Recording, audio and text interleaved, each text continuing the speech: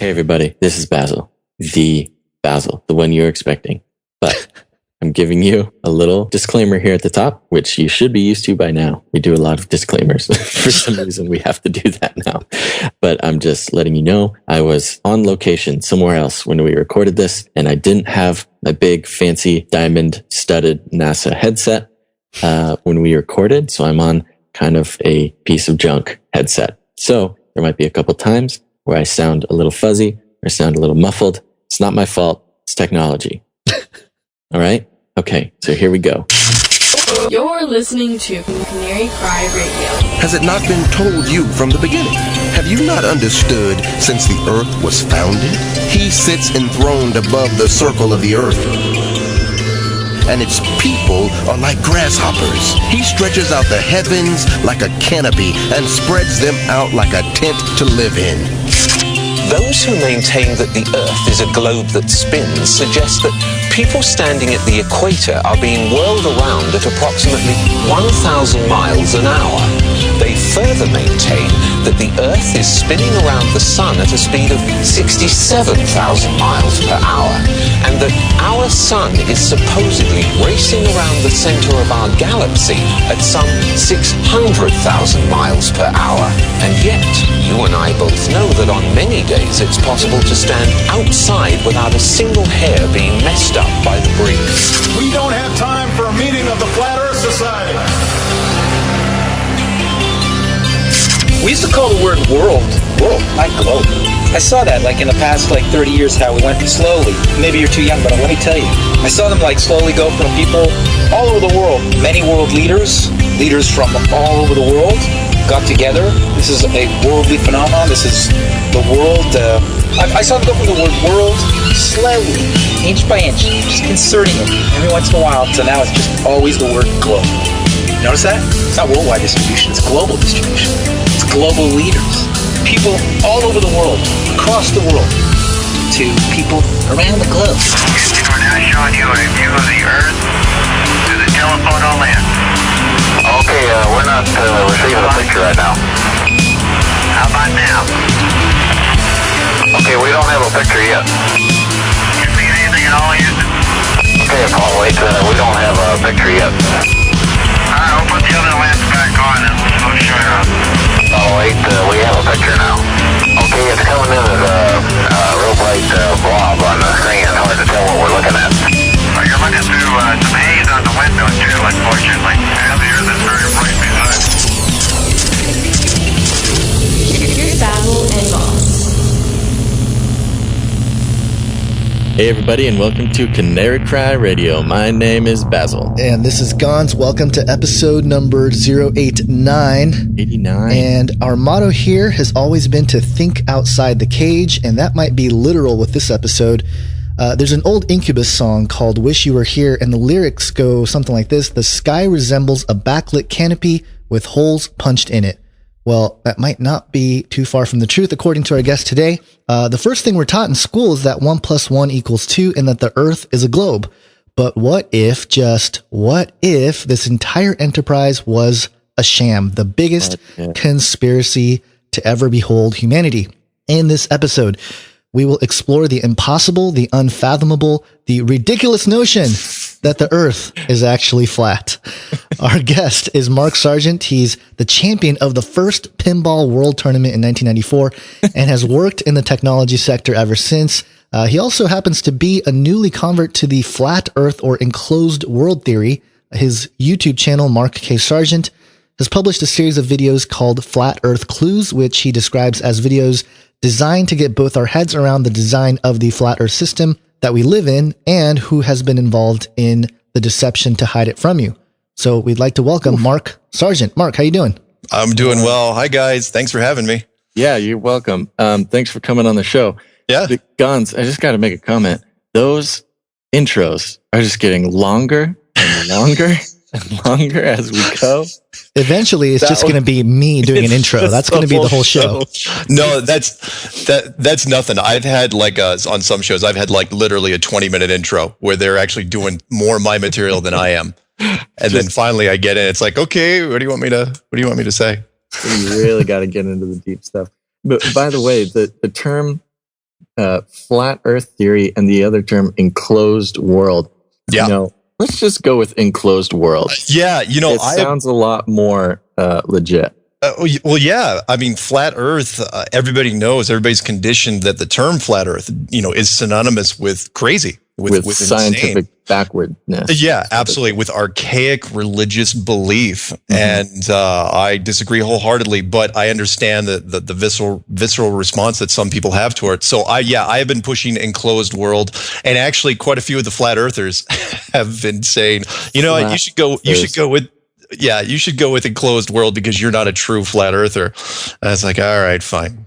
Well, you are getting criticism from true flat earthers. That is, I know. They don't even want you on their team. It's I know you would think that because I don't follow what in the purest term is of what a flat earth is, like flat as a coin. Which I disagree somewhat with, and a few things about the moon and gravity, and they said, well, you're not a true flat earther. And it's like, fine. Either way, it's not a globe. So why are we arguing? Yeah. But they keep going. So yeah, in fact, I'm going to be making an anti-shill interview video here real soon. That'll probably be to your benefit. Yeah. Before we really get started and get into some of the crazy stuff, can we just address that you sound like you're 20? How old are you? I am 46. In fact, soon to be 47. And thank you for saying that I sound young. But you have like the most beautiful, like young voice that we've ever had on the show. And maybe it's just because we spend most of our time talking to like seasoned gentlemen. There you go. But you're definitely one of the youngest voices, so that'll be fun. That'll be fun, guys. Thank you. Okay, so let's just start. I have this question here that I have been actually working on for a few days.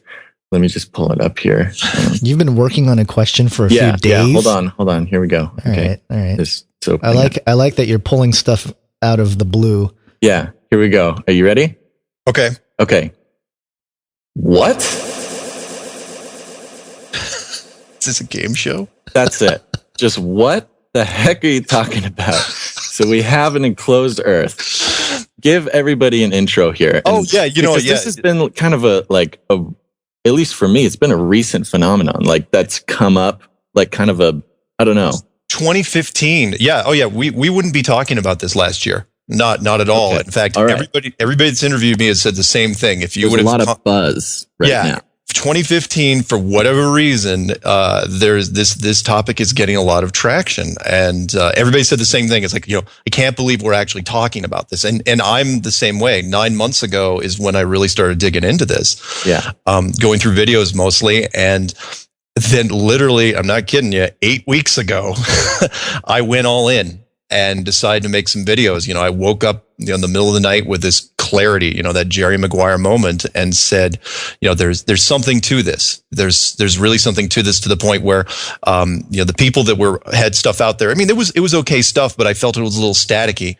Right. And really all I did was turn the dial on the radio, and, everybody started losing their mind. It's like, what is this music? So, but the short version, for those of you who haven't bothered, go to YouTube by now and click on Flat Earth Clubs, or at this point, just Google Flat Earth Clubs and the whole thing explodes. It goes under the assumption that the model that was introduced to us as the globe 500 years ago, roughly, depending on when you want to, take that in, was artificially put in there, the first 4,500 years of our history, in every religion, every culture, every tribe, everyone believed that the world was a flattish surface that was enclosed by this giant canopy, and where you saw the stars and the planets, which were really just a very, very well rendered art image, and that the sun and the moon were much smaller and hovering above our Earth. It was a giant Truman Show simulation. Yeah. And then 500 years ago, that changed. the scientific community, and whether or not it was, artificially put in by a higher power or, the creator, the builders, whoever, both science and religion latched on to this, and they kept it going. The globe model was introduced, and for 20 generations, that's what we taught people. But there was a problem there. And the problem was there was literally no technology to prove it. Yeah. Hot air balloons to carry people didn't come along till 1760. Planes didn't come along till 1900. That's 400 years after, the globe model was introduced. And planes still couldn't fly, into high enough atmospheres. I mean, we're still advancing plane technology, but the rocket program didn't come along until 1957. And then after that, the question is, okay, let's say you go up there. NASA was formed in 1958. Let's say you go up there and the Earth isn't exactly what you think it looks like, what you've been putting in classrooms, for generation after generation. Would you tell people? And so that's when I really started digging into it. And some of the first things, I looked at the timeline going from, Copernicus all the way forward. I looked at government activities, but what I really started looking at was, excuse me, how the world really changed starting from like 1956 to the present, where everybody in all world governments started acting really, really strange after 1956. And by the time I was done, the globe model for me was, it was obvious for me, it was absolutely not a globe. Now, how flat it was and exactly what shape it was, because, even Neil deGrasse Tyson comes out and says, oh, it's an oblate spheroid or it's pear-shaped or whatever. I'll even take it, and the one, some people say, well, it's kind of like a wadded up piece of chewing gum. But for me, it's somewhat where in between, but it begs the question, why is every image that we see of the Earth, whether a composite or a NASA image, and there's so very few, why are they always perfect spheres if they're not? And again, once I kept digging into it deeper and deeper, it just got to the point where it's like, yeah, it feels way more, everything pointed more towards a giant under the dome Truman Show enclosed world than it did a globe model. Right. Okay. Yeah. So there's a lot of ways to look at this, and I'm sure a lot of evidence or clues, I guess, as they keep being called. But can we just take this slow? Sure. Because I know I just gave you like a big overview, but yeah. You want to dig into this if you want to drill down. So, I just want to know, let's start with the very basic clue or the basic piece of evidence. Gons, are you okay with that? I know you're a little bit more studied up, but for me and the rest of the people on the planet, we need to start from the beginning. Yeah, that's fine. Let me just interject and say that, before we get into all of it, that I spent, an afternoon watching the Flat Earth Clues videos. And, I can't say that I'm like totally convinced, but I'd be lying if I didn't admit that it put a rock in my shoe. I walked outside right afterwards to walk my dogs, and I kind of looked around like, how do we really know, what we're told? So that's kind of the goal, I think, with this episode for our listeners. So, but go ahead, Basil, go ahead and take it to where you want to. I had planned to go through each of the clues, but we can do that because going through in order would actually probably help. Okay, but I'm going to go ahead and let Basil jump in, and then we can go there. I have it all outlined. So yeah, because I am the clueless one here. So let's start from the very beginning. Okay, and let's convince me. Okay, from the very beginning, one of the first things I looked at was, and I hate to point the fingers too much at NASA here because, NASA. In fact, they came on the radio on one of my interviews previously. I heard that. I did hear that. It's like, wow, that was spooky, and I was sad. I had just been off air, and they were continuing on anyway, but. What the first clue that I dealt with was really, other than the introduction, I asked some very, very basic questions. And one of the first questions I had was, why are there no pictures of the Earth from space? I was trying to basically create the doubt of what you see is not really what you see, because everybody, when I ask them, I say, okay, how do you know the Earth is round? And everybody comes up with that knee-jerk response, which is, well, we know, duh, you're an idiot. Why would you ever think it's not round? I go, okay, other than fire burns and there's gravity, how do you know that the Earth is a sphere? And I go, and then they say, well, we've got the picture. And, NASA took the picture. I go, okay, can you tell me how the Earth is a sphere without using the word NASA?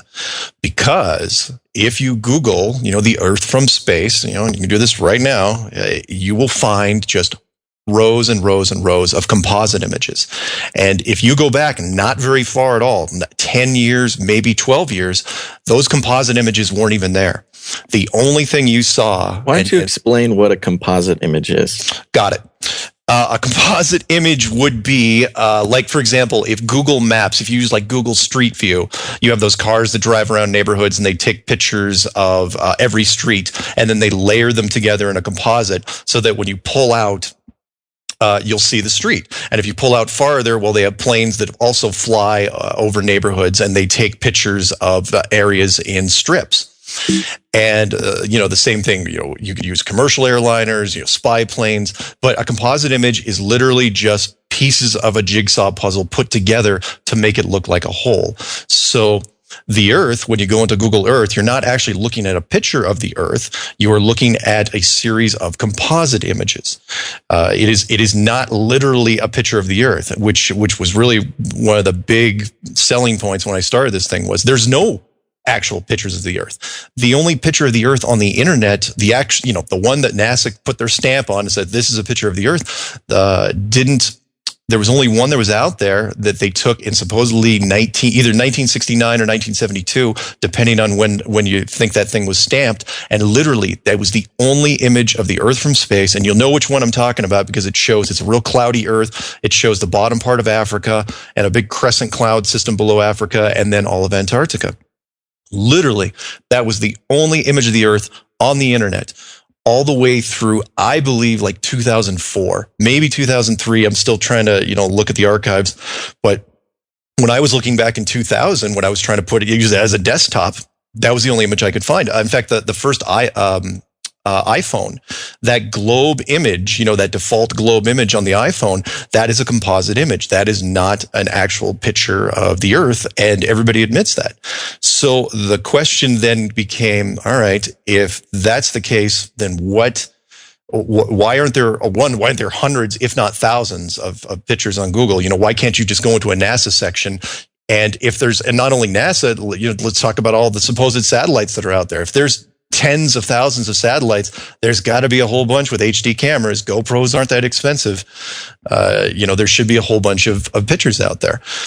To that point, one of the first clue that I did, called The Empty Theater, was something, it was something in the back of my head that was really kind of itching, and which was not only did it seem that there were no, in the real world, that there were no pictures of the Earth from space, but there had never been a Hollywood movie, and to this day, that has never been done that has actually covered a real world type, a documentary type style, or even based on a true story style of of the space program landing on the moon. And that was unbelievable to me, because from a Hollywood standpoint, as we all know, Hollywood makes a lot of crap. And they make remakes of everything. There's movies that are made by Invasion of the Body Snatchers, been remade four times.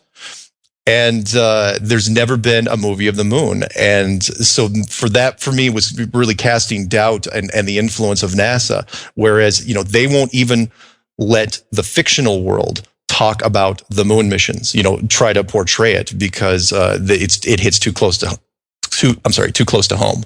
So that was the initial clue that I did. And I know not a lot of people talk about it, but for me, it was like putting that out there. It was like, things that make you go, that's what I put that out there. That's really interesting, because a couple of things that you pointed out. Yeah. First off, you have this guy that's out there, Matthew Boylan, who was, he's a realist painter. He was supposedly hired by NASA to do some, image work. And he has this lecture out there that you can find on YouTube and stuff. And, he shows, he puts up two pictures and he asks the audience, is this a painting or a picture?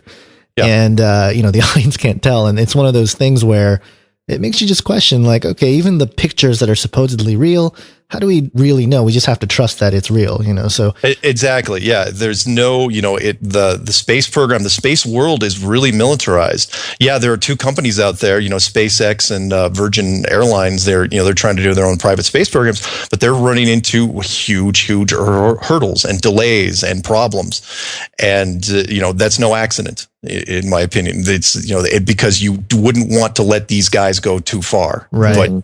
But we can get into that later. Right. The Hollywood thing too is also interesting because, obviously you pointed out a bunch of stuff, and you said, I think in the clues you mentioned that there was one film that sort of, it was like it was a movie that was 3 hours long that didn't really answer any questions. Yeah. There's only been two. In fact, in Hollywood, remember, this is supposedly the biggest achievement in mankind. And there's only been two movies that even have scratched the surface. The first was The Right Stuff in 1983, which was 11 years after the end of the Apollo missions. It was 3 hours and 12 minutes long. And it barely even got to the Earth orbit missions. And you're thinking, oh, okay, well, there'll be a sequel. Sequel never happened.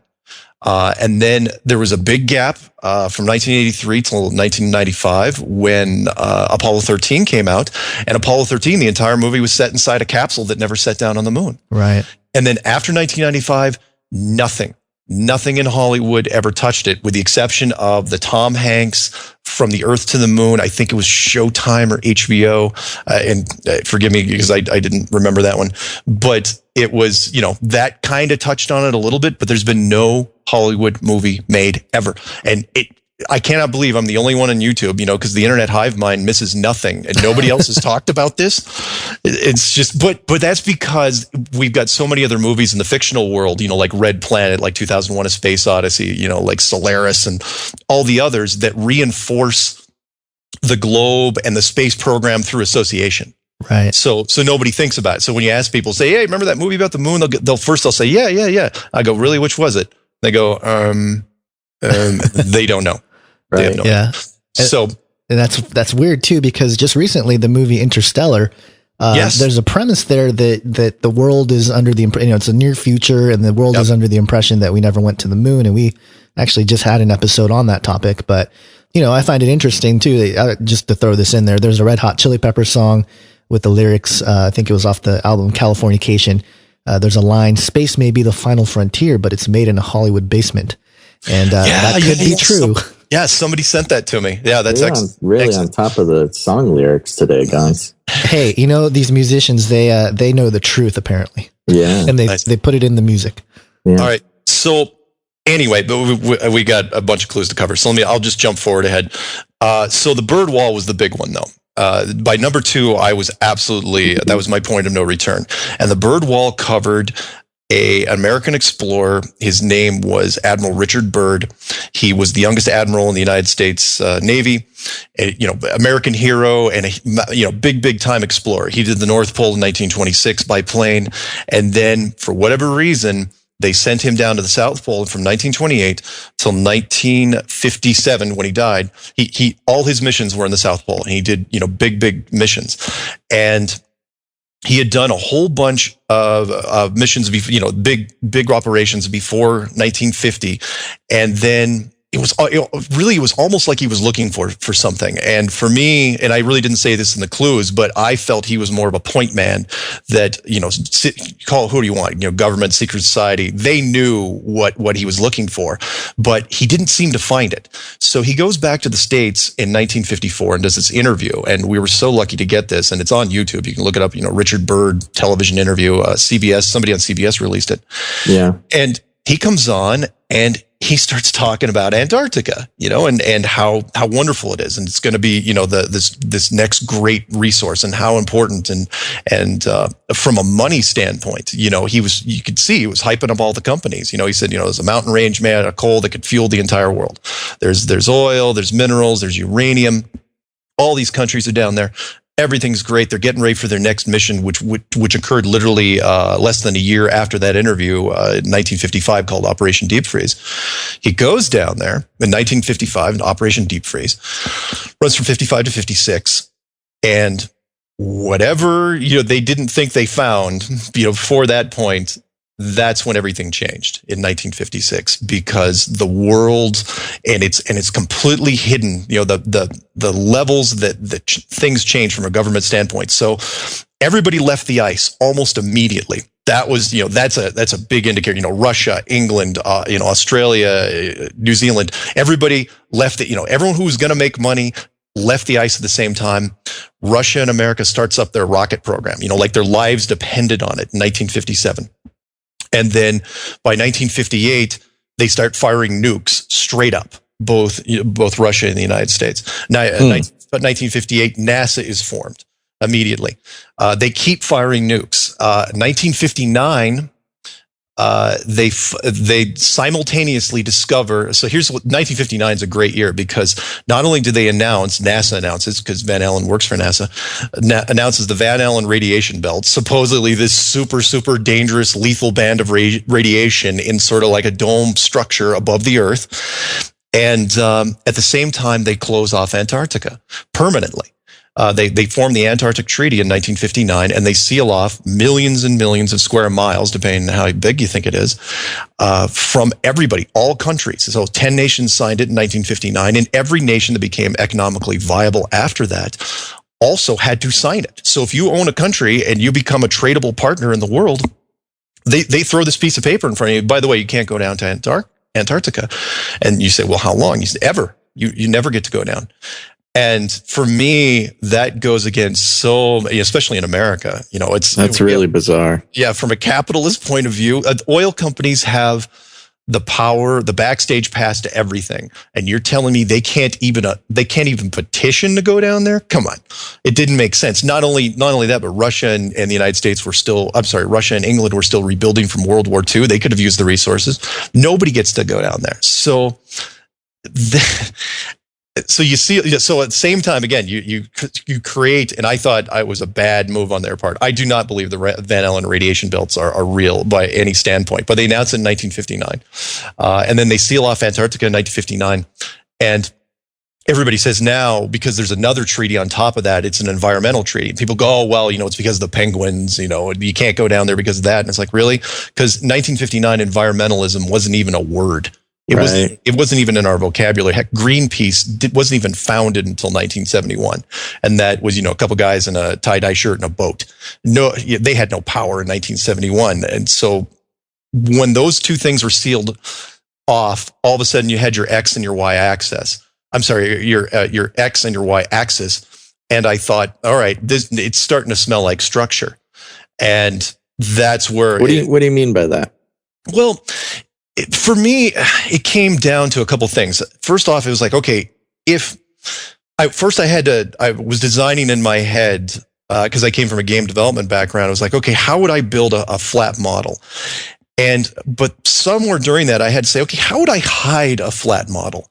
And one of the first things you do is you'd hide the outer edge. If it was a circular outer edge or whatever shape you want, you'd have to seal that off to where people didn't get to go there, which they did in 1959. And you'd also have to seal off the upper edge. But since you can't do that physically with a military force, well, I mean, you can, and we'll get to that in a second.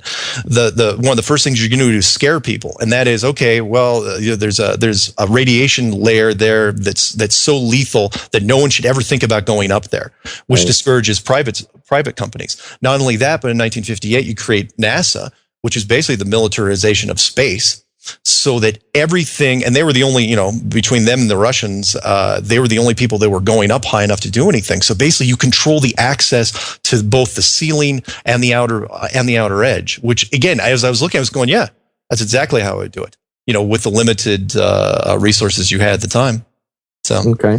Now you mentioned Admiral Byrd. Yes. And he actually has a famous mission to the North Pole. Yep. Where he found a hole and the whole Earth theory. Big, giant Nazi people. I got lucky with Admiral Byrd. Nazi people. Well, the Nazi people stuff were that was the Operation High Jump. We'll cover that later. But the Hollow Earth thing, that was from 1926, where he flew up there, and supposedly that's his big legend. Everyone knows he's known for the Hollow Earth theory. Most people don't know he's really known more. His body of work is in Antarctica, but. The Hollow Earth theory, which does not conflict with my model at all, was that he went up there and that at the North Pole, if there is, if the map is not perfectly flat, if it kind of bulges in the center, that he flew inside, an opening in the North Pole and supposedly went into, like a journey to the center of the earth type thing where he found, tropical stuff and another civilization. And, it's so limited, the information that's out there, but there's some neat stuff. If anyone's interested, please look up Hollow Earth. You'll find some neat stuff on that. But yeah, actually, Canary Cry Radio has an episode about Hollow Earth you can go listen to. There you go. Okay. Yeah. Interesting. Yeah. I had read and watched and listened a lot about Admiral Byrd and never heard anything about Antarctica. I know. So neither did I. And so, yeah, when I dug into it, I was like, of course it was Admiral Byrd. Who else would it be? And, so the summation of the Antarctica thing is that Antarctica is the outer edge of the planet or the world, I guess, whatever you call it. Yeah. And so what does a map of the world look like at this point? Perfect. Because, number 3, and everything kind of built on each other when I was doing the clues. So number 3 is map makers. And what that did was it showed people what the map is of an enclosed system, what the top-down view is. And so if you look up on Wiki, and this was very interesting when I was digging into it, when you look up the Wiki list of map projections, you'll see a whole bunch of projections on there. But the one that was interesting, about, 2/3 of the way down, was called and I hate this name, but I got to say it, is the azimuthal equidistant map. And what is that? Why is it called that? Why is it so crazy? Why is a map? Why is our current classroom map called the Mercator? Well, it was named after a guy named Mercator. But the azimuthal equidistant map was proposed 1,000 years ago, and this is not a wiki error. You can feel free to click on the links. Proposed 1,000 years ago by a Persian scientist named al-Biruni. That's not his full name. That's the short version of his name. He was a scientist, lived 1,000 years ago when everyone knew the Earth was flat. However, what's interesting about that map is when you look at it, it's a top-down view, like if you're looking from the North Pole and you squished a globe into the floor to where the continents kind of spread out. So, to take into account Antarctica, you have to stretch Antarctica around the entire edge like a circle, which is very, very interesting. And the reason why that's interesting is 3 parts. One is it's currently used in the USGS, that's the United States Geological Survey catalog, for a representation of the world. 2, it is the exact map of the United Nations flag, which was completed in 1946. The only difference there between the United Nations flag, though, and this map is the United Nations flag doesn't have Antarctica on it, which is very, very interesting. And they also don't talk about it on their website. The outside of the United Nations flag, everybody knows, has that big pair of wreaths, spiky wreaths going around the outside. And it's like, okay, maybe that's what they mean, but they don't reference it. But it is also, that map is used by the United States government, the United Nations, and the Flat Earth Society. If you go to Wiki Flat Earth Society, you'll see the same map. If you scroll down, it is identical to the azimuthal map, but it is not linked. It is not called the azimuthal map. You cannot link it back to it. And that map is considered insane. It is because they say, well, it's not literal. All right. Well, then why are you using it for a flag? And why is the United States government using it? But so when I was going into map makers, it was like, okay, I'm finding more and more of these curious things. And for me, the United Nations flag just, it screamed out that, there were certain societies and government groups that knew full well ahead of time, what the world looked like. But until they found it for themselves, they didn't really know. And I think they jumped the gun in 1946, when they made the United Nations flag. They figured, well, we're going to find it sooner or later. And they did, less than 10 years later. But that's what Map Makers was all about. It was a fairly short video, but I think it got across the point, another one of those head scratcher things. Yeah. So you had proposed at some point along the way, I think in one of your interviews, that you can conduct a test to see if this model is actually real or not. And it had something to do with a couple ships going in different directions or something. Yeah. Can you explain that? Yeah, it was something I came up with because, some of the Flat Earth guys, notably Matt from the NASA channel, he wants to take boats and hike across the ice and go into Antarctica. It's like, dude, they're never going to let you go, but that's fine. And so I was trying to come up with a way that wouldn't involve violating any treaties. And so what you do is you take two boats, two cold weather boats, can survive glancing off an iceberg without sinking. You have them facing in opposite directions. You start them in the exact same spot. Let's pick a 6 o'clock position. Let's say if you're looking at the azimuthal map as a clock face, you put them both in the same spot. One goes clockwise, the other goes counterclockwise, and you make sure they're within binocular distance of the shore. That way, in case the GPS system starts acting weird, you still know you're on course. Well, if Antarctica is what they say it is, and it's only a little bit bigger around than, say, Australia, then those ships, depending, let's say they're doing 16, 18 knots, maybe, they should meet each other in a week, maybe. But the disparity between the azimuthal map and the globe, as far as the surface, the shoreline of Antarctica is so huge that those ships could go for technically, I think, a month and not meet each other if that was the case. And so, yeah, you could prove it. Wouldn't even take that much to do. Yeah, two big ships and a whole lot of gas and maybe some refueling stops at some point, but it could be proved. Absolutely, I think it could, because you wouldn't even have to go to the point where those ships met each other, because if they didn't meet each other in, say, 2 weeks, you could just pull it up and say, well, obviously it's Antarctica is a lot bigger around than we thought. So, I mean, if my understanding is correct, Antarctica is thought to be humongous, like the biggest continent or something similar to that. It depends what you look at. So, like, when you look at Google Earth, Antarctica looks a lot bigger than, but I have a globe in my place here, and Antarctica on that doesn't look that much bigger around than Australia. So, yeah, there's some perspective issues. Yeah, but when you look on Google Earth and you spin it around, it's like Antarctica looks pretty big. But anyway, the boat thing would solve it, because regardless, the distance disparity would still be massive. Still could be proved that way, because people ask me, can you prove it? I go, yeah, you can prove it. Now, whether or not you would be allowed to prove it before someone drone striked one of those boats that you were on, that's a whole nother thing.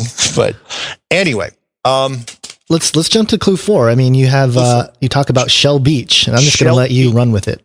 Yeah, Shell Beach is an inside joke. It is based on, because there are several movies out there in the past, and of course, if you believe in predictive programming, there's been a lot of interesting stuff recently.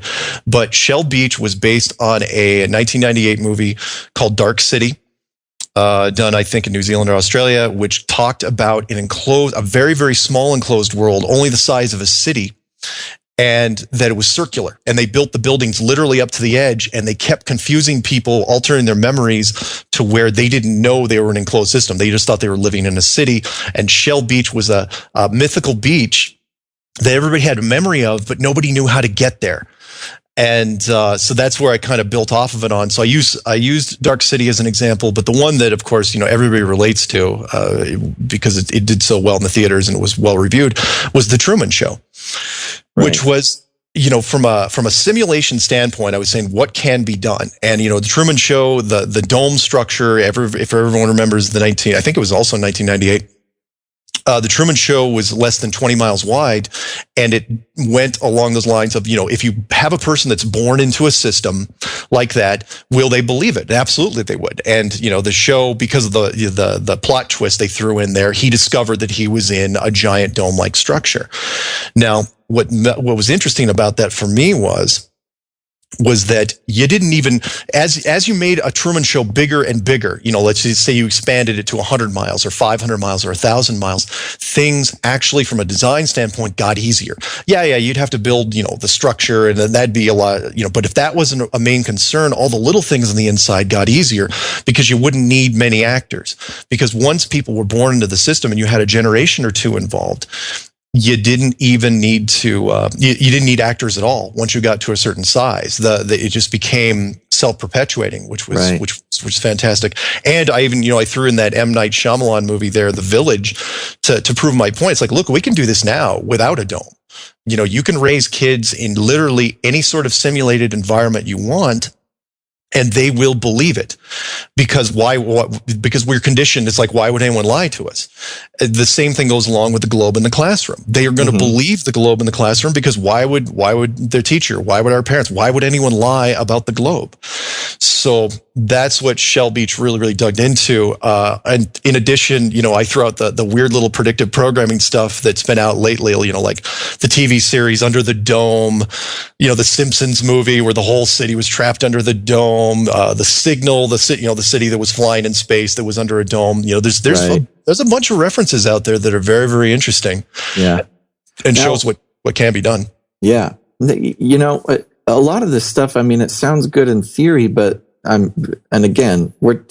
you're talking to a highly what's the word? A highly conditioned spherical worlder here. Okay, but how do you explain basically everything that we see in the sky, like stars and the sun going around, the moon and the telescopes and the satellites? Where are the satellites? All right. Well, I'll go backwards just a few seconds, and it's like, all right, you remember that part in the Truman Show where he said, "Cue the sun," and he brought the sun up 3 hours early when it comes, and we have the technology to do this in a limited sense now. I mean, look at your planetariums, look at your computer games. Look at, have you ever been to Disneyland? You guys are down there. Go to the Pirates of the Caribbean ride. That ride is old. And you go into that one scene and you got, the sky, it's done beautifully. And I really enjoy looking over through the water and trying really hard to see the wall. Yeah. It's my biggest pastime on that ride. Me too. I love going in that ride, going into the big arena thing. And I was going, wow. And you got to remember that ride was built in the 50s? Yeah. It is amazing what we can do. Even what we can do now, from a simulation standpoint. So to answer your question, if you could build a structure that was thousands of miles wide, if you had the technology to do that, the projection systems would put our LED technology to shame. Yeah. And simulating stars from a 2 and 3D point of view would not be hard, in my opinion. Now, to that effect, though, because people will ask, what about the sun and the moon? Sun and the moon are much larger objects, and they're much larger in the sky. So for those in your classic enclosed world model, those are actually 3-dimensional objects. Yeah. And you talk about the stars or whatever as everything being a simulation. Yes. Now, I mean, are you suggesting there's an actual simulation happening, or is there an actual sun and an actual moon and actual stars, just not as we understand them? But I don't think you're trying to say that the Illuminati has built a giant sky for us to look at. No, God, no. Whoever's painted the giant, beautiful tapestry that is the stars and the planets, which is really just a giant clock combination, beautiful piece of artwork and clock system. Right. The Illuminati, they wish they had direct control over this. This is big stuff. The sun. In the enclosed model is a 3-dimensional projection system. I know people will say, well, when I say, well, it's like a giant freaking light bulb in a cage, that may be too simple of an answer, but it gets their head around it. It's a very, very bright projection system, and the moon also appears to be a projection system, which also seems to be having some conflicts recently with our HD camera technology. If you guys have caught it with the. Yeah, I mean the lunar waves. 777. Yeah, and wave. I know the flat Earth people come at me. They say you can't talk about him because he's not a flat Earther. I'm going, look, he has the best moon footage I've ever seen. And you want to cast doubts on the moon and where we live? Look at that stuff. It's gorgeous. Yeah, just along the lines of what Basil asked. A couple things. First off, they have, I guess they've done experiments or scientific experiments where they send lasers out into space and they do, all kinds of infrared and different sorts of projections out there. Sure. How, and then they're sort of gaining data back. How are they reading that? And then also the second question is, the movement of the sun and the moon and just the celestial objects, Yes. mathematically speaking, can accommodate a spherical, heliocentric sort of model. Is that part of? Are you just suggesting that that's part of a clock thing, or is it just part of the deception? Like what? It's part of the illusion, and I firmly believe, and I've stated this in other interviews, but I'll restate it here, which is. It is absolutely my belief that at one point, whoever built this structure wanted us to go down the globe path, the globe model path, because it buys time. From a technology standpoint, it lets civilization act like it changes the game. Meaning, if you don't want people to run for the fence, and I covered that in I think it was the status quo, which is number 5. So we'll kind of talk about that now. Wait. I'm sorry to go off track. I'm just trying to get clear. Yeah. So you are suggesting that it is a simulation and not just nature. You mean like a digital simulation? Yeah, I guess I'm just trying to see who's behind all this. A real actual contained physical world. Now I don't want to get into the we probably shouldn't split hairs on what matter is and what it isn't. Sure. But because people will start losing people. No, I'm saying like a giant terrarium. A physical terrarium. However, the terrarium that has, that simulates a vast universe above it. Right. But everything down on the ground is about as real as you can get. I mean, yeah, there's still some stuff that's kind of played with, but it's about as real as it can get. Holograms aren't on the ground. But it is trying to trick us. Yes.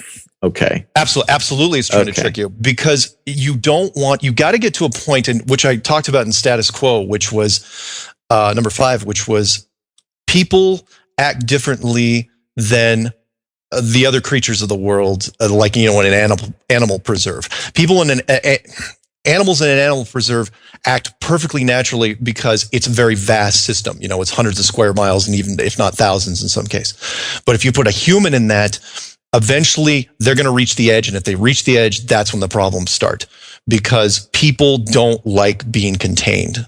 We all know that. There's a reason why jails are avoided for the most part. And so at one point you have to hide the edge entirely. You make the bars or whatever you want to call it. I'm not saying it's a jail, but you make the edges invisible.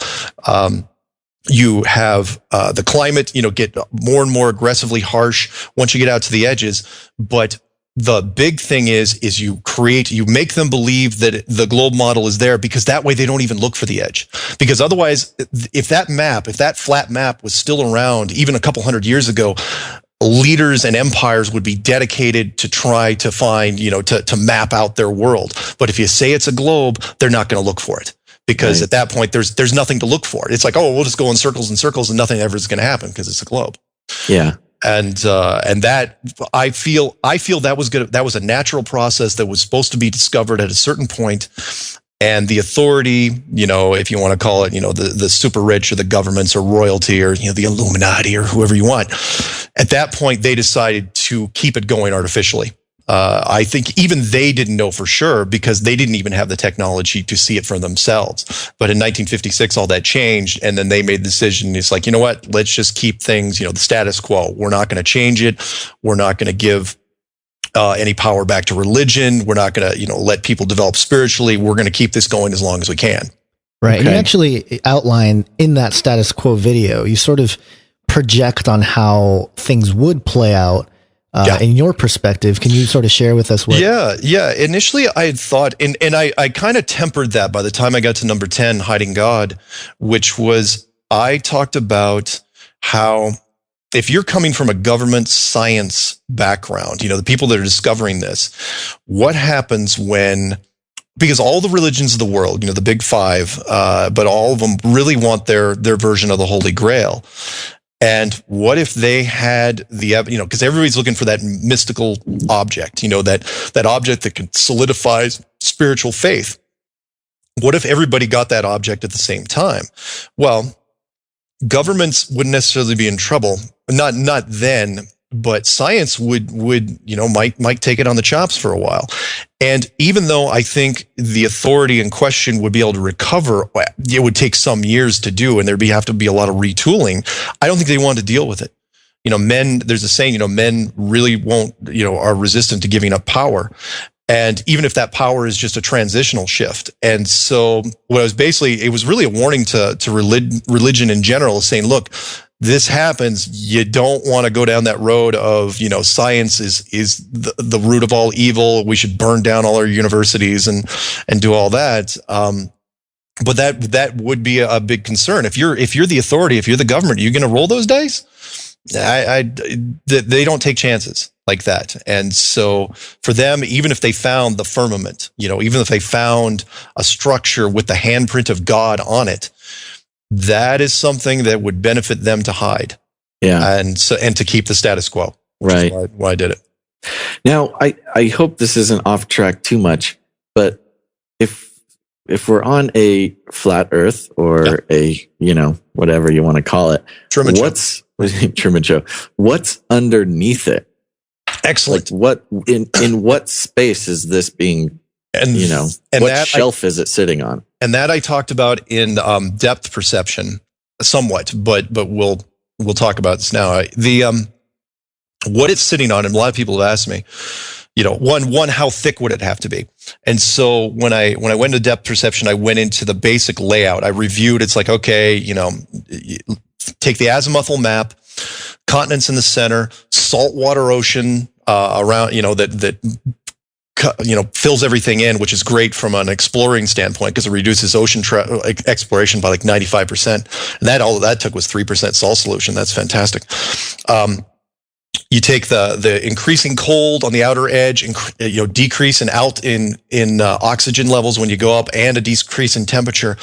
But the enclosed world itself would also have to, for me, it was obvious that this system has been used for, we're not the first people in this system by any stretch. And this system probably sits on a much bigger system. Some people said, well, is it, I love how people follow the globe model.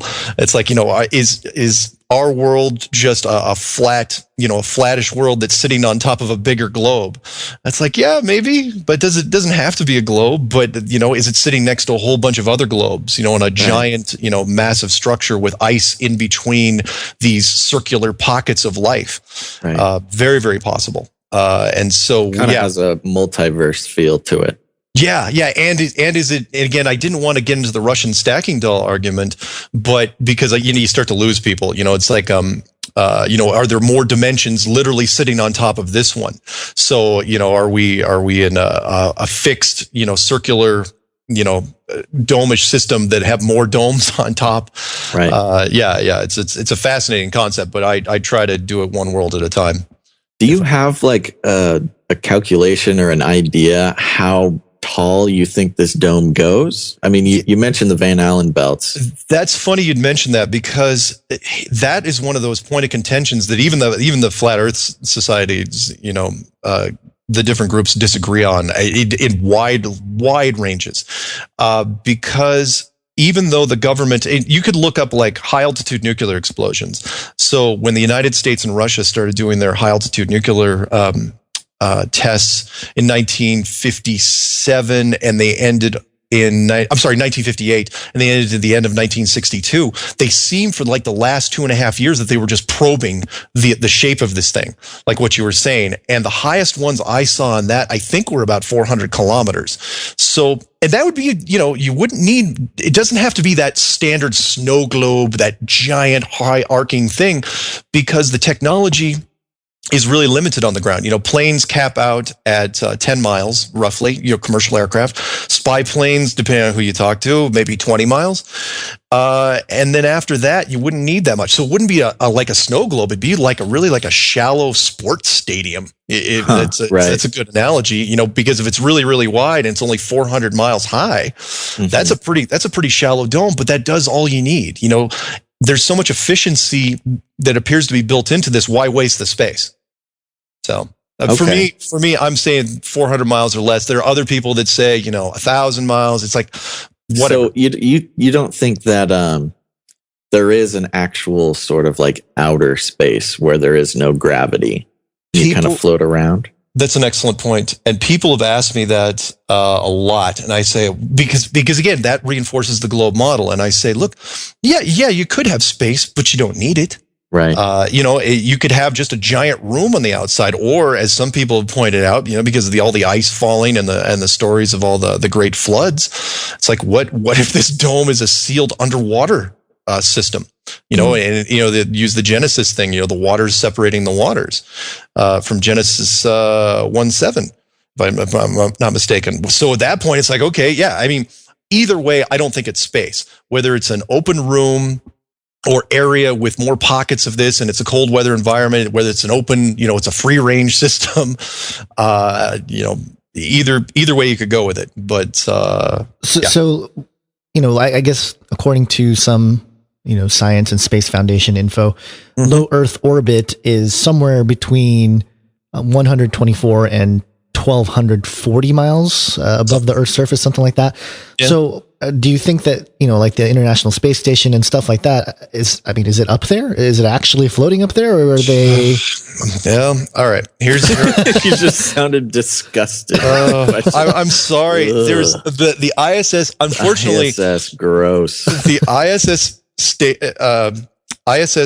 the International Space Station, has the footage that's been coming out of there recently is, from a production standpoint, embarrassing.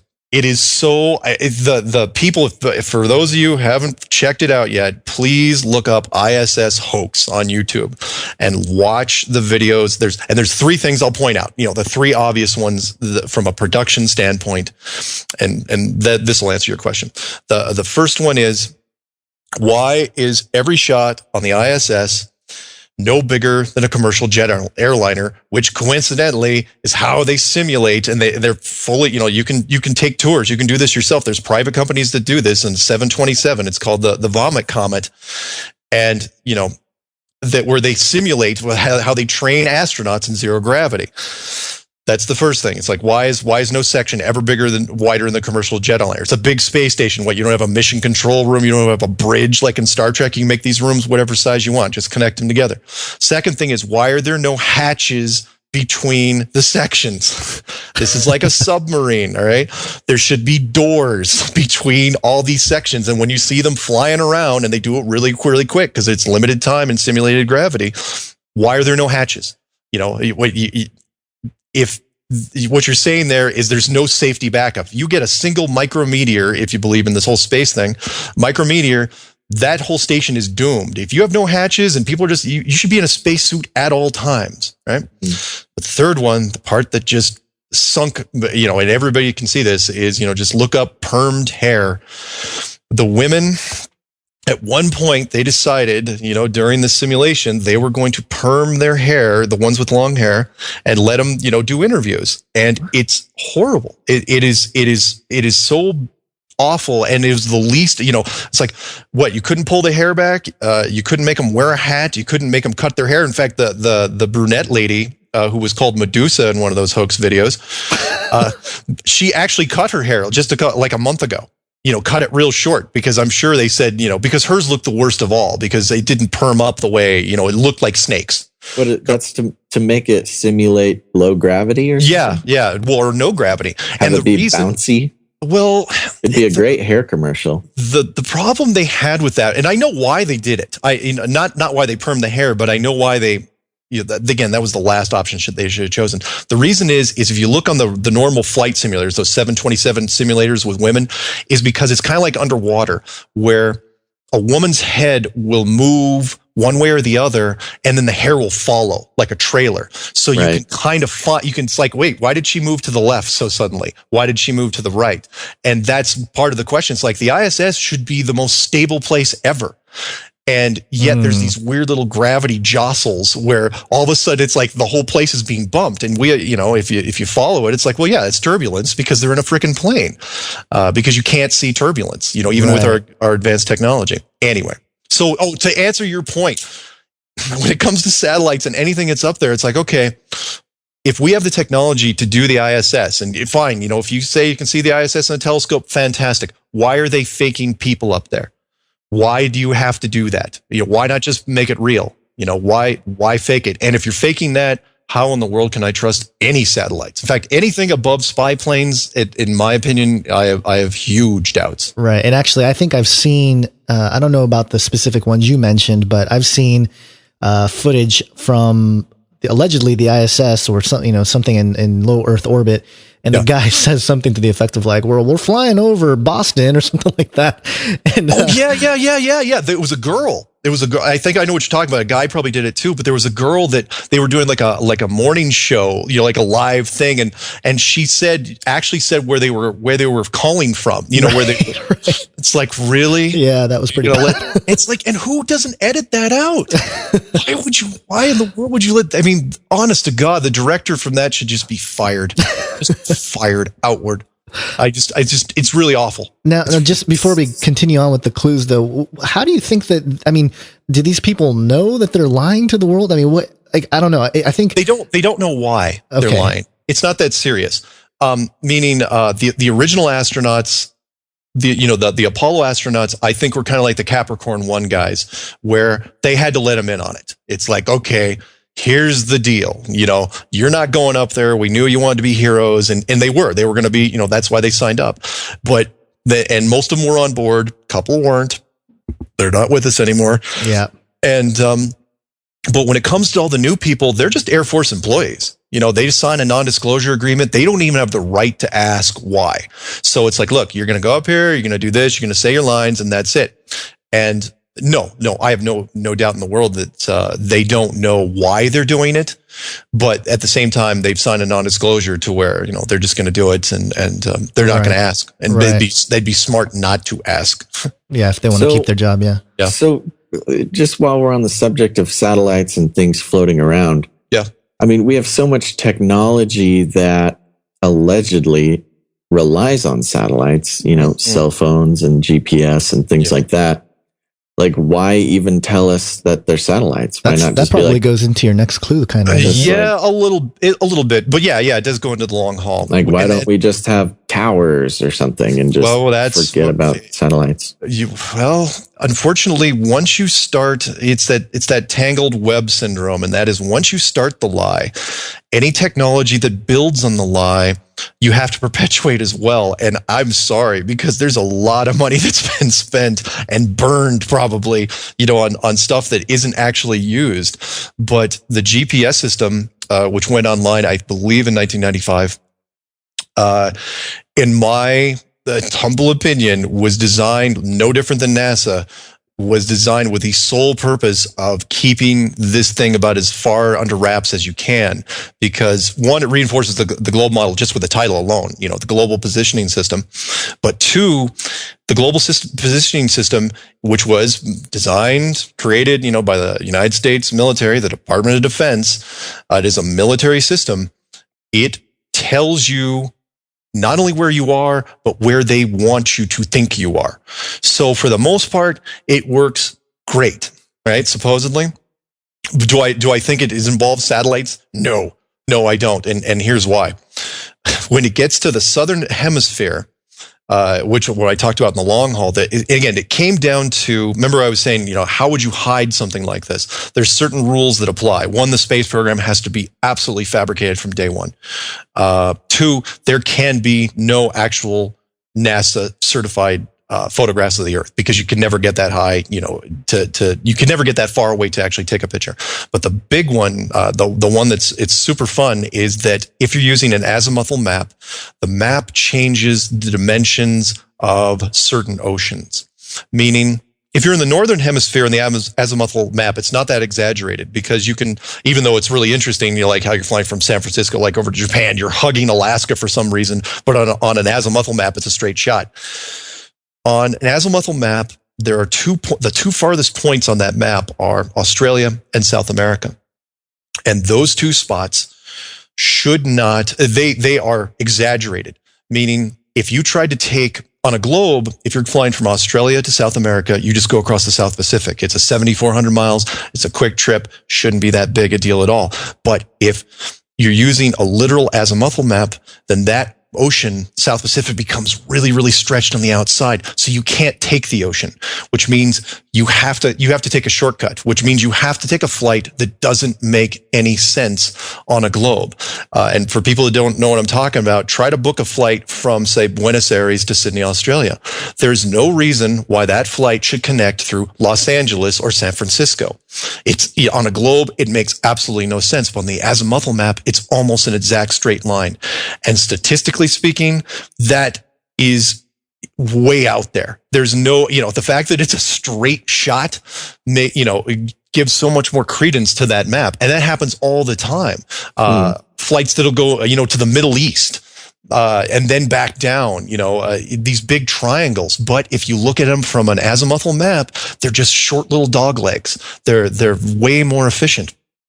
So when I was looking at the long haul, that's the first thing I told people. I was like, look, try to get a nonstop flight in the Southern Hemisphere. And, you're going to get all these connections, which is exactly what you would do. It was what I would do. And that is, you have to hide the distance somehow, and you have to hide the routes. So the only way to hide a route, so you, instead of cutting across, just cutting across nonstop through the middle of the map for no apparent reason, is you make these little connections that it's like, oh, we're going to pick up people. Oh, it's because it's a hub partner or an alliance partner or whatever. And that's what it was. And so there was just a handful of nonstop flights in the Southern Hemisphere. It's stuff that we take, for granted up in the Northern Hemisphere.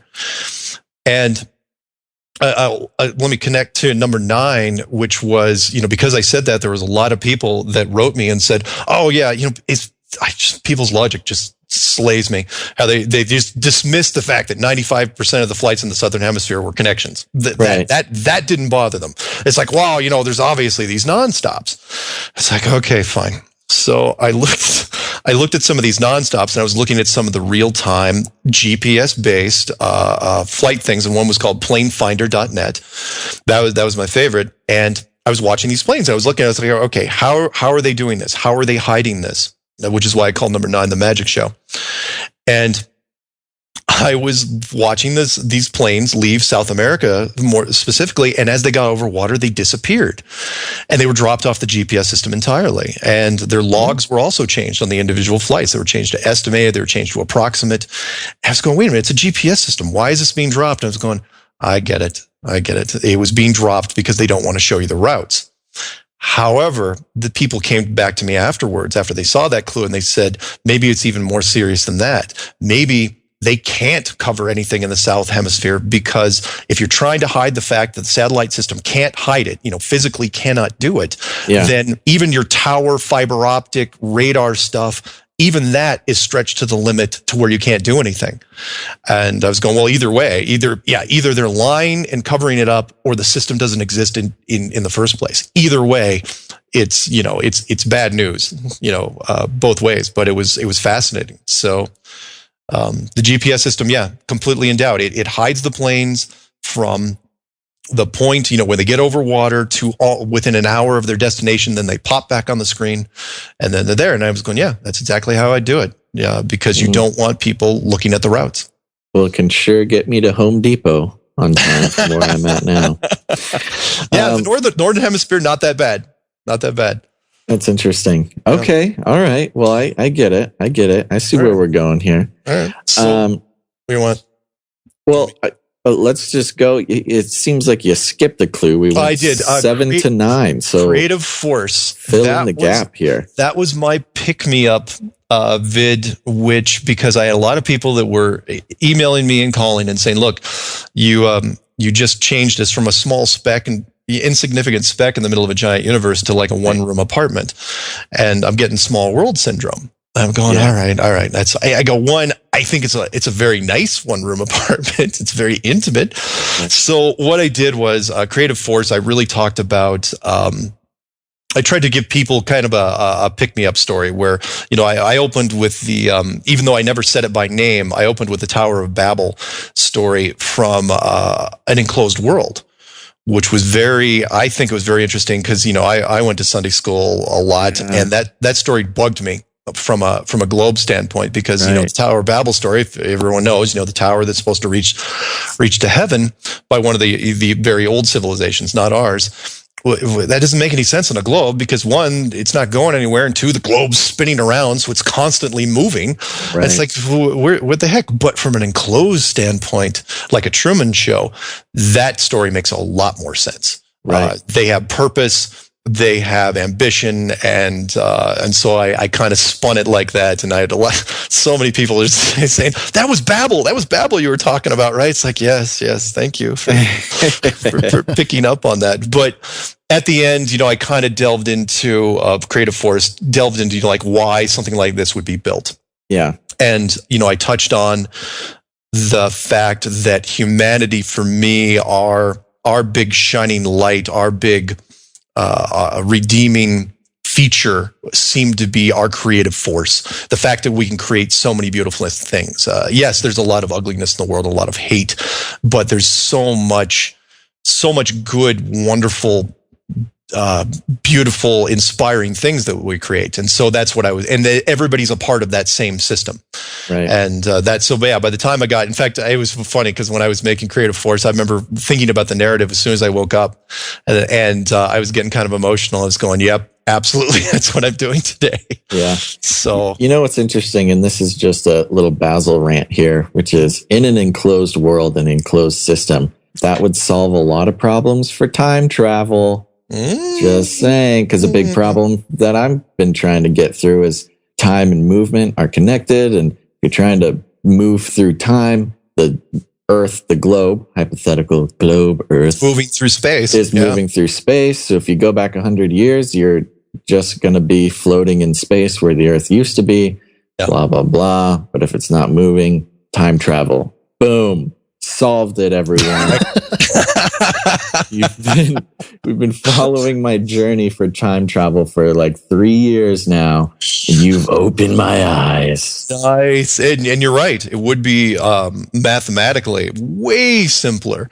Yeah. Because nothing's moving. Yeah, you don't have to. Oh my God, that takes out so many equations. Yeah, it's awesome. That's great. That's the first time anyone's ever mentioned that. That's fantastic. Boom! Yeah. Exclusive interview. You heard it here. Time travel solved. Time travel solved by the flat Earth theory. If anyone's listening, that from a physics standpoint, that is a fascinating thing because you could imagine like some professor listening to his podcast right now going, holy smokes, it's not it's not moving. He like crosses off like massive sections of the planet. He's like, that's it, and that's the last time travel comes out like next year. Yeah. Commercialized and everything. It becomes a normal part of life. Nice. Okay. All right. Good. Now that we got that out of the way. Now, okay. I'm totally following. Okay. I'm totally following now. Okay. But now comes the really humongous questions, which is, first of all, who? Yep. And second, why? Okay. Tell me. Tell me now. All right, the next 20 minutes, we're going to wrap up the entire meaning of life. So turn your dial. And you would not, and you'd think that's a silly question. And a lot of people have sent that one to me. It's like, who did it? It's like one, if I actually knew, don't you think it'd be kind of a spoiler, to tell you outright? Well, to be honest though, because you do talk about it in a way that, that it's a simulation, and you talk in vocabulary that's, whoever's doing this and whoever made it and what. Let's just, we'll call it your best idea. Okay. All right. I will go into my best idea. Which you have a green light. Which segues into hiding God, because that's number 10 clue. And this, this got me a little bit of controversy, but not too much, because I was really talking about, because you have to answer that question in two parts. The first part is, why would you hide it? And I was really calling out whistleblowers and trying to get people to see if, to branch out and look, somebody knows somebody who knows, something about this. And for me personally, you have to define what it is first, which was, let's say, I was raised in a very strong Christian family. And so if you go down the firmament path, and I know all the other religions have their own, version of this, but if you go down the path of the firmament, then if the firmament is actually found, let's say it is found in 1956, not maybe a literal handprint of God on the wall, but at that point, you're talking about the authority hiding creation from you, or evidence of, not just evidence of intelligent design, but evidence, physical evidence of creation or the creator themselves or themselves. So when I got to create a, hiding God, it was, why would you do this, and do you have a stake in it? And so I was really calling out to, anyone who is a spiritual person. I said, look, you have a stake in this. If you want to know more about the meaning of life, you really need to know, because having the revelation of this come to light, if it was an enclosed system, if there is a piece of God's handiwork out there, this will help you at least get one step closer to answering, the questions that we all ask ourselves before we go to sleep, which is, why am I here? Right. That whole thing. So to your question though, more specifically, everything that I saw from a creator standpoint seemed to dovetail back to inspiration, and for me, it seemed to be that it obviously was not a prison, because again, if it was a prison, it would be it'd be more miserable. And you think, oh no, it's pretty miserable. It's like, no, actually the world is a very, very beautiful and inspiring place. The only things that seem to be doing any damage to each other are us. That stupid line from Mr. Smith in The Matrix, that we're the only beings out at dawn here that don't seem to fit in with the rest of the system. Right. But the world can only really be, and I know this oversimplifies it, can only really be one of three things. It can either be or a combination of these things. Either it be entertainment, an education process, or confinement. If it was totally entertainment, more people would be having fun, and they don't seem to be. However, from an education standpoint, and that's what I'm really leaning towards, from a creation standpoint, the creators, are we talking about an omnipotent creator? And I don't want to go too far into that, or did God subcontract this out? Are we talking, this could be an education system where we are, just trying to develop spiritually, trying to learn more. We come in knowing some things and we go out, hopefully knowing more than we do now. Is it a part of, is it a soul selection process? Yeah, maybe. Or maybe it's just, learning the ropes, heck, I like to think that we actually volunteered for this. Right. Where this is just part of something that, just another section of a giant journey where unfortunately we were forced to forget most of, everything that was before this. And people say, oh, what are you talking about? It's like, okay, think about it this way. If you're on an amusement park ride, you're mostly safe. It's an amusement park ride. Everything's bolted in. You're not going to fall off, for the most part. But imagine if you woke up on that amusement park ride. Right. If you woke up on a roller coaster or whatever it was, and you had no memory of how you got there, that changes the entire perspective, because then you don't know the conditions of where you are. You may be very, very safe, but you don't know that. This world is it seems to be open-ended, but it may not be. There may be a lot of closed systems that we just we aren't allowed to see. So that for me is I try to stay on the positive side. I try not to go down the sinister side. Some people have said, well, maybe the first people that were enclosed as, that were part of this system, maybe they were the fallen ones and they've been looking for a way to get out. And, they're hoping that a civilization can crack the code for them. And, so that we're, coming up with stuff like the atomic weapons and HARP and the CERN system. And we're, it's a big jailbreak movie. Right. And it's like, yeah, it's not bad. I could actually see that being produced by somebody in Hollywood, but I don't know. But anyway, let me get to this though, because for me, I thought there was more of a message here.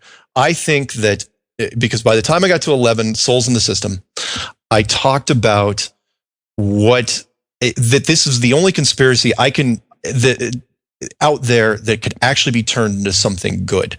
Because if it is an enclosed world, and maybe this was supposed to happen eventually, maybe it's the reason why in 2015 we're getting all this traction on it. If it is an enclosed system, then there's a real possibility that if it is revealed to everybody at once, that the world becomes better. And I know it's too simple a word. What I mean is that people, if they realize they're accountable for their actions, if there's a scorecard with their name on it, whether it's real or not, it's that perceived goodness. The line is fine. Everyone's run a red light before, but if there's a stoplight camera on that light, you don't run it. And you say, well, why don't you run it? Well, because I might get caught. And then I say, well, why were you thinking about running it in the first place? Right. The argument, it's the Santa Claus argument. And that is the naughty and nice list don't mean anything until you see Santa Claus in your living room eating cookies. Right. And then that all changes. And so for me, I tried to turn this into a very, very positive thing. And that was even calling out the governments and the authority themselves, or the Illuminati, whoever's listening, and saying, look, you will not get lynched if someone comes forward and says, look, you're in an enclosed system, you're in a Truman Show.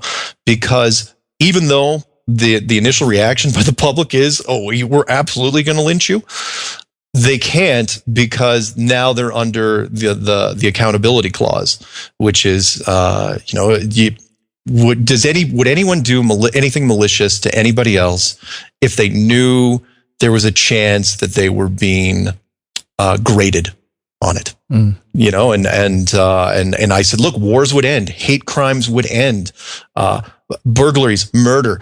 No one would, except for the psychopaths. All the bad things, would you kidnap anybody? Are you gonna, unless your life depended on it, would you do anything malicious towards somebody else? And for me, the answer was no. And so it was it was like a real emotional journey, because when I got there, it's like, look, everything can be better if something like this was actually came out. It would not be this horrible people running through the streets with their hands in the air, screaming, burning down buildings type of moment. Everyone would walk outside, they look up, and they'd ponder their universe and themselves for hours, if not days, trying to figure out how to act next. Right. Well, that's really interesting. I pulled up, and I'm sure you've come across this, Isaiah 40, verses 21 through 23. And, it's very interesting because, I'll just read it. It says, do you not know? Do you not hear? Has it not been told to you from the beginning? Have you not understood from the foundations of the earth? It is he who sits above the circle of the earth, and and its inhabitants are like grasshoppers, who stretches out the heavens like a curtain and spreads them like a tent to dwell in, who brings the princes to nothing and makes the rulers of the earth as emptiness. Yeah. So, I mean, that sort of plays into the whole idea. Or there's so many other quotes you could have in there, like how many times they mention, like, the earth is fixed, or the world is fixed, the world is immovable. Mm-hmm. Not that it's moving 60,000 miles an hour through space. Not that not that the solar system is also moving at 70,000 miles an hour in a corkscrew direction. There's lots of religious references, especially in Christianity, that talk about how the world is fixed. Yeah, the circle upon the earth. Yeah. People say, well, that could mean a globe. It's like, well, then why didn't he say globe or ball? It's not like the sphere was a complete foreign concept when that thing was written. Right. Actually, yeah, right. I have heard that argument that they did have a word for sphere. So if they wanted to use that, they could have. But yeah, absolutely, they could. But let me ask you this. This is a little bit, I guess it sort of ties in with everything, but because our show, we, number one, we are a Christian show, and number two, we dive into just the absolute crazy stuff. And I mean, this is not out of the realm of that, but this is not the craziest, but it's not the craziest. Yeah. Really? But I want a couple things. First off, and we'll go one at a time, but I want to tie in your perspectives on for example, supernatural or metaphysical intelligences, like for example, angels or, demons, ghosts, that kind of thing. Like, what is your opinion of that? And how does it, does it shape or influence your, worldview in terms of this, sort of a enclosed world model? Everything that I have run into when it comes to that sort of concept, in fact, just about every concept, is way easier in an enclosed system.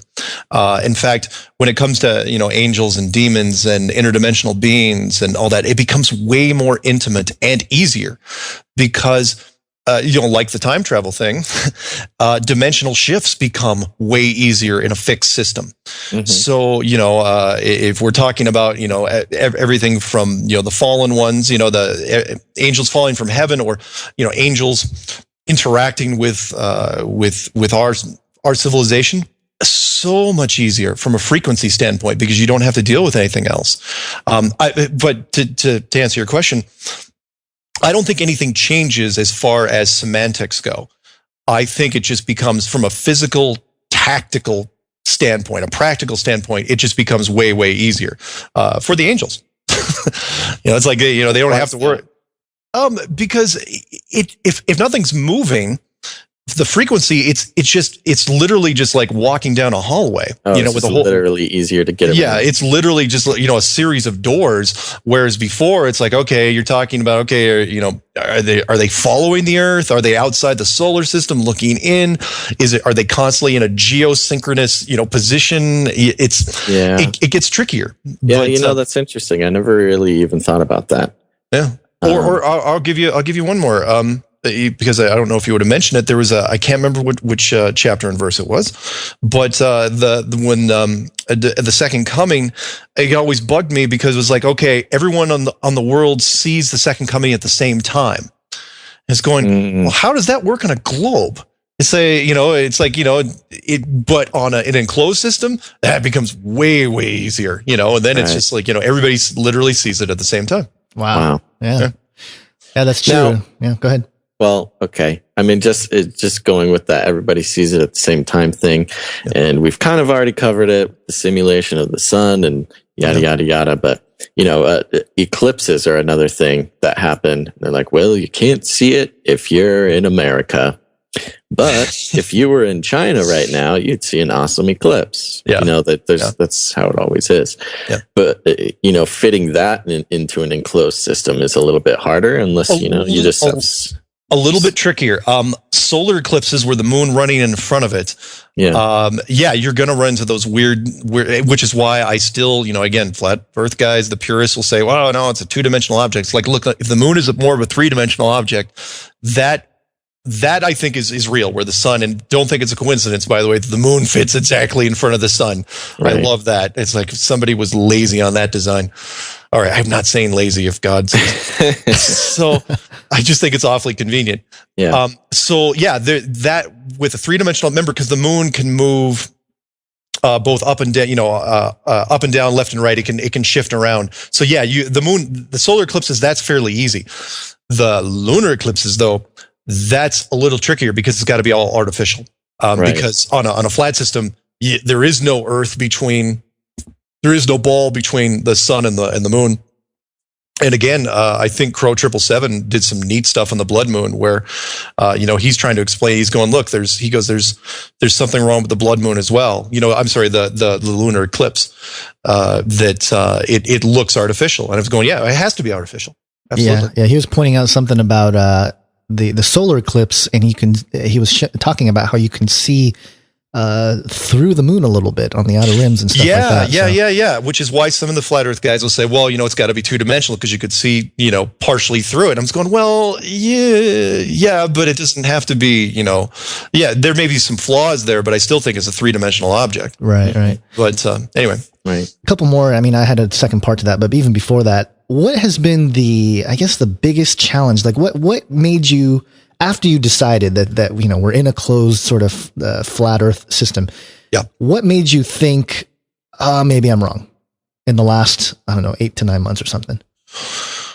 I wasn't. You mean what convinced me, or what, do I have doubts now? Is there still a challenge? What was the biggest challenge for you personally? Not as, coming from a game background, I find it's actually getting easier. Where you deal in, I don't know, fake realities or closed systems. Well, yeah. I mean, because people will bring up, the altering of the drains, you know, in the northern versus southern hemisphere. And for me, you know, from a gaming standpoint, that's, you know, just gravity wells using some sort of molecular magnetism and reversing the torque. I know that sounds a little scientific, but it's not hard we can do this now in simulations.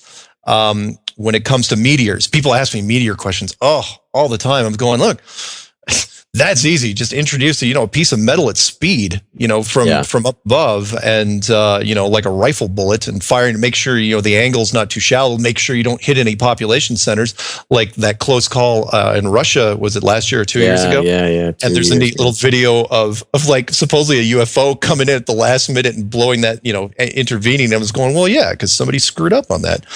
You know, if that was the case. And when it comes to the sky, because people say, well, you know, what you see in stars and, you know, different parts of the world. It's going, look, from a programming instance standpoint, we literally do that all the time. In fact, that's almost required in just about any game that's built now.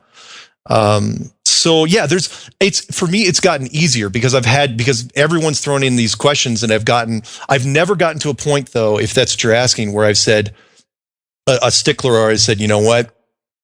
That, you know, because that's how I started. That's how I started down this road. It was like, I'm just going to debunk this because there's no way I'm going to get over all the hurdles. There's no way I'm going to do it. It's obvious, it's ridiculous and ludicrous, but that's why, as you know, I chewed on it for more and more months. I was going, there's got to be something that I can't get around.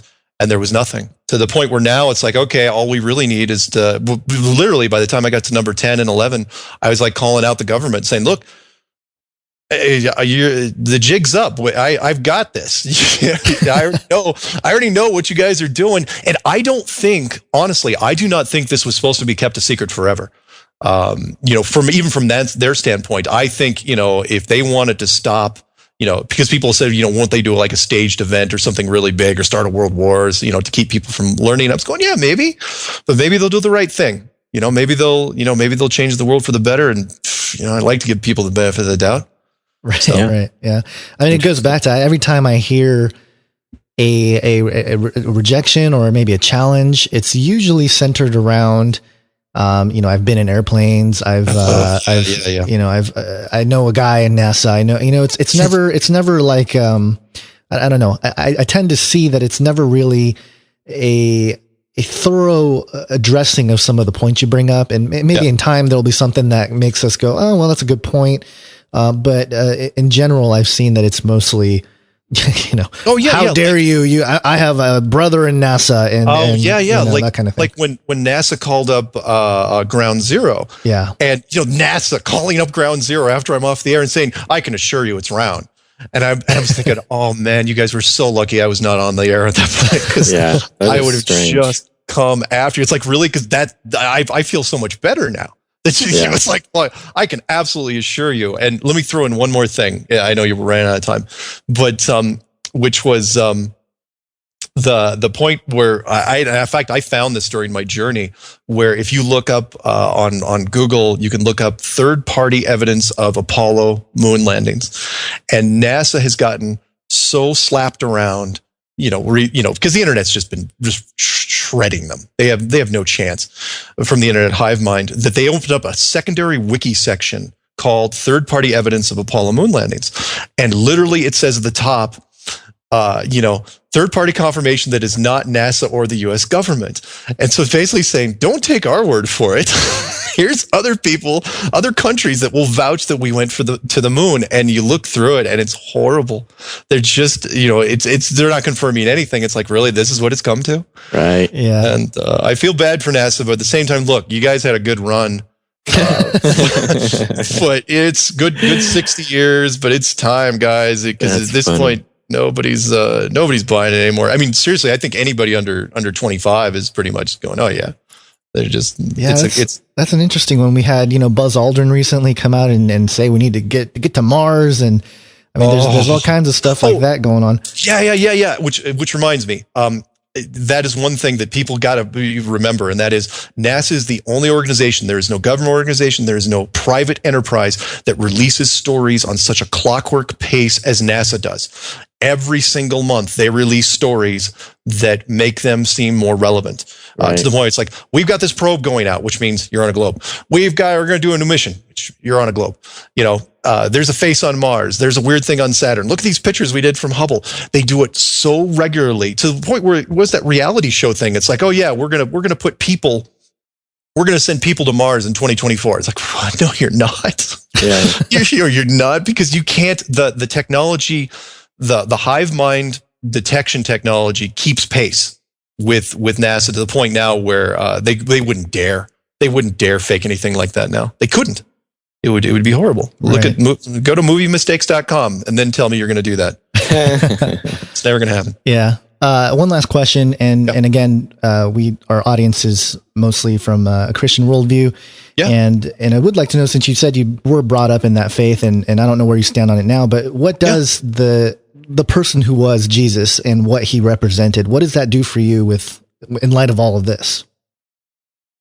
I can't wait to meet him. How's that? Because I have a lot of design questions. When it comes to this, really, and I know that it sounds, well, you don't talk to Jesus about, blueprints. And it's like, well, no, I think that's a very fair question, because I think he's tired of hearing the divine questions. I think he'd like to talk shop in some cases, and in this case, that's what I fully intend to do. I know it's going to sound totally geeky. It'll probably just wave me off. That's funny. Well, he is the carpenter. Yeah. There you go. Yeah. Just geek out a little bit about. Yeah. It's like, so how in the world did you come up with a jet stream, routine? It's like, it's fantastic. Cause for me, from a technical point of view, it becomes more and more awe-inspiring.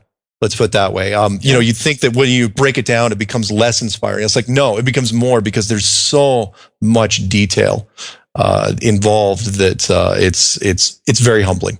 Fascinating. Wow. Well, you know what? I can tell you, I'm not going to say I'm convinced. Wow, that I didn't convince you in an hour? I'm not going to go that far. But I will say that it is very, very fascinating, very interesting, and really brings a whole new perspective that, the early conditioning and everything, honestly, just wouldn't even allow for. Yeah. When you walk outside, the next time you walk out there, just keep this conversation in mind, and it's kind of blowing my mind a little bit. It will trip you out a little bit. Yeah. Yeah. So anyways, but thank you so much for coming on the show. Is there any last words that you would like to share with this flat world that we're on? Yeah. Before we sign off. Yeah. Ties into the last clue, souls in the system, which is really, I think there's some guidelines and rules to the world, but for me, there's really just one, and that is treat others better than you treat yourself. Boom. World will be a better place. Boom. There it is, everybody. Flat or round. Go ahead and do it. Well, thanks a lot, man. Thanks for coming on the show, and hopefully, my pleasure. I know you've been going on some shows all over the place here, but we appreciate you taking some time out. Yeah. Next time we'll try to get you a little earlier so we can get you before everybody else. I'm sorry. And geez. Again, it's only been 8 weeks. And so, it's been a wild, interesting ride so far. Okay. Well, call us first next time. Okay. All right. Well, there you go. Mark Sargent, everybody. Where can they find your stuff? Easy enough. Just Google Flat Earth Clues, 3 words. You don't have to do anything else. It'll take you. You're just the one. I'm the only guy. Nobody's trademarked it yet. Watch somebody do it and not be me. But we'll see. All right. Well, thanks, Mark, for coming on the show. Everybody check out his stuff. And when you've got more, we'll have you back on, buddy. Thanks, man. All right. Take it easy. All right. Bye-bye. All right, so there you go, everybody. Make sure to scoop up your brains and slide it back into your ears as they've been melting out this past hour and a half. I'm picturing everyone's earth just pancaked right now. Everyone crumpling it up into a ball to go back to pancake. Yeah. So, very interesting stuff. And like you said, gone to the top there, it's just kind of, just something to get you thinking. Definitely probably the most anti-conditioning that I've ever sort of experienced. But, there you go. Something to take a look at when you're supposed to be working at your desk. So or check driving. out, or driving or whatever. Do some more stuff. All right. I want to say hello to Raphael in New York State. Raphael. Yes. I don't know. New York. Some guy named Raphael New York, is listening to this. On the other side of this flat country. Yes. You're just a stone's throw away. There you go, everybody. Anyways, I hope you're still listening right now because we're going to share with you how you can support Canary Cry Radio. Woo. Yeah, go to canarycryradio.com. You can click on the support tab. There, you can make a one-time donation in any amount. Or if you're just like really looking to support on a monthly basis, you can also do that there. And it just happens automatically. It's great. You don't have to think about it. It's just there. And you're helping us stay on the air, the internet, wherever. All right. What else? Anything, Gons? We have the 100th episode coming up. We keep plugging this. And we have some peripheral ideas of what we're going to do. So stay tuned for that. And there'll probably be some sort of announcement of what it encompasses in the next couple episodes, I would assume, right, Basil? Yep.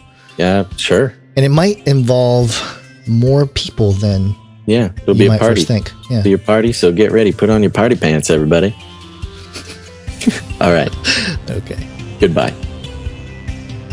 That is a terrible ending. You need to end it right. Oh, I thought I already did that. No. Oh, you need to end it properly or we're going to get hate mail. Not just goodbye. Goodbye. the only episode. Bye. So there you go. Thanks for listening to this episode of Canary Cry Radio. Make sure to tune in next time. But until then, think outside the cage.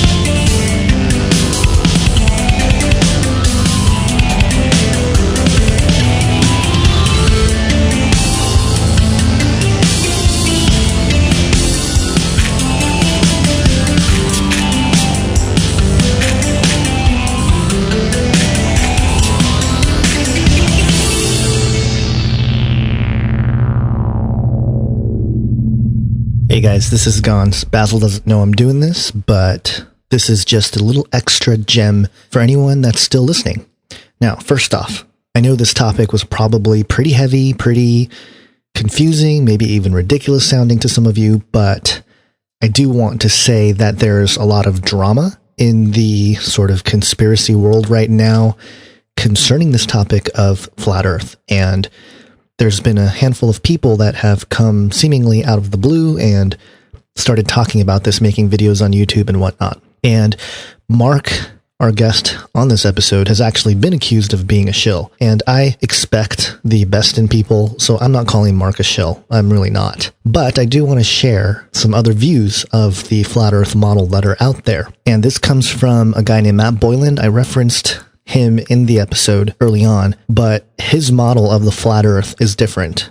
And the biggest difference with his model and Mark's model that he explained in the episode is that he believes there are no boundaries. In other words, he believes that this dome-shaped model that Mark is pushing, and a couple others have different sort of models that they're pushing, he believes that that model that's being pushed is disinformation to keep us contained within this section, if you will, of the flat Earth. And I know it kind of sounds nutty, but I do want to share it because I found it compelling. And I'll leave links to the NASA channel on YouTube, which is Matt Boylan's YouTube channel, where I got some of this information and I wanted to share it with you before the end of this episode, just as sort of an extra little tidbit.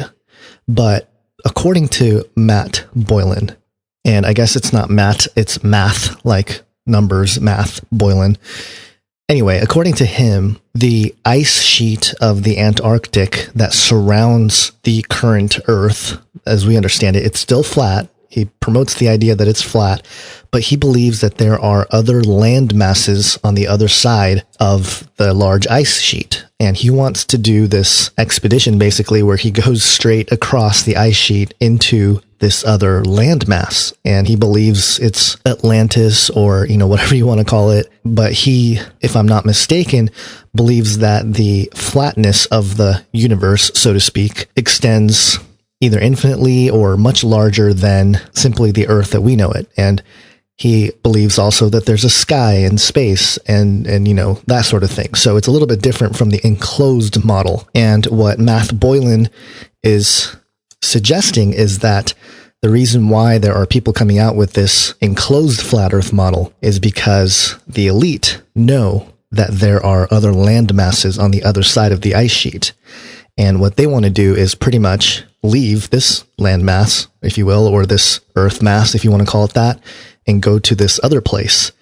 And effectively, he's saying that they want to create this world as an enclosed, controlled android world. And this gets into just crazy conspiracy on top of crazy conspiracy. And I'm not even suggesting that it's true. I'm just presenting another viewpoint. And so if we can get Matt Boylan on Canary Cry Radio, I would love to do that. We'll see.